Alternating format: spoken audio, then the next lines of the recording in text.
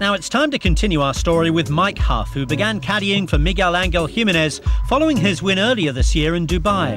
5 months later, Mike helped Jimenez secure his second win of the season at the Alstom Open de France, and it was a nerve-wracking experience for both of them down the final stretch. I didn't really feel the pressure until the 16th hole in France on the last day, and we all of a sudden had gone from nowhere to being in the lead. And he was just on a roll, and I get onto the tee box and trying to just keep people quiet. And I come to quiet, to say something just to keep people quiet, and just nothing came out of my mouth. And I just realized at that stage the pressure that was on me. I mean, I had been in contention a couple of times to win, but hadn't really, and we hadn't really finished the job off. And there I knew it was the time. Jimenez started the final day in Paris 2 shots off the lead, and despite some precision play on the early holes, like this eventual birdie at the 6th, it wasn't until the back 9 that the Spaniard really got it going. Up until the 10th hole, we were really nowhere. We were kind of just cruising along, and I said to him, he's kind of guiding his putts a little. I said, just putt it, just hit it. If it misses, it misses. It doesn't matter. And he held his putt on 11, birdie, and then he birdied the 12th, 13, 14, and then parred 15, and then birdied 16. So all of a sudden we're two ahead with 2 to go. And it just went so quickly. All of a sudden you're on 17th tee box, and anyway, he hit a great drive down 17, and then he pulled his second shot into the thick rough on the left, and now I'm thinking, just get it on the green, make it, at least we won ahead with 1 to play. Anyway, hit the best shot I've ever seen. I mean, out of the thick rough, tapping par. I thought, wow, we're going to have to win this. So, get on the tee box, and I mean, the only club really that can put you in trouble is your driver.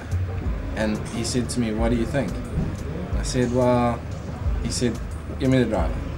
And at that point, I just knew, he was in control. He knew what he was doing. So I just let him play it. Hit a beautiful tee shot. We had 8 iron in.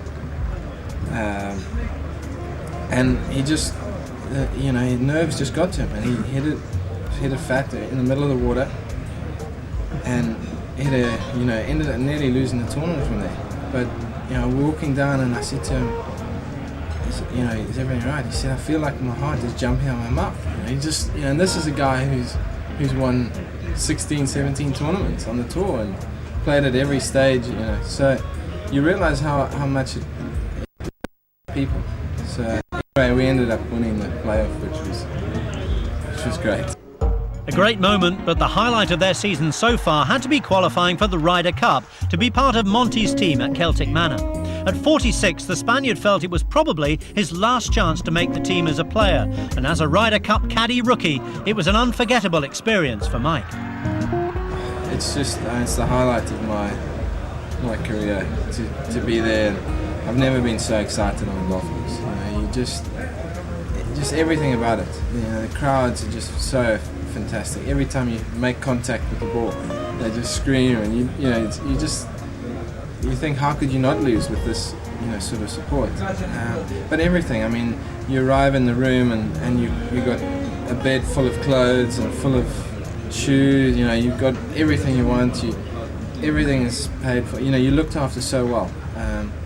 And you stay in a nice hotel with the players, the same place, and you really feel part of it, which is fantastic. What Monty did this year, it made us all feel part of the team. As a caddy, Mike has seen firsthand the ups and downs of a professional golfer, and he now realises he's lucky to be on a pretty successful bag. You learn from everyone, and you see both sides, which I've been lucky enough to see. You see the guys who are struggling to keep their card, and struggling to just to have a life out of it, and then you see the other side, which is that they're living the life and driving a Ferrari and smoking cigars. Ah, the cigar. Jimenez's trademark. He's rarely seen out on the golf course without one, and it sums up his flamboyant character. You can just see he's so passionate about everything he does. I think that's his biggest success, is that he really enjoys life. You know, golf is his business. He comes to golf to make a profit, and when he leaves the golf course, he enjoys his life.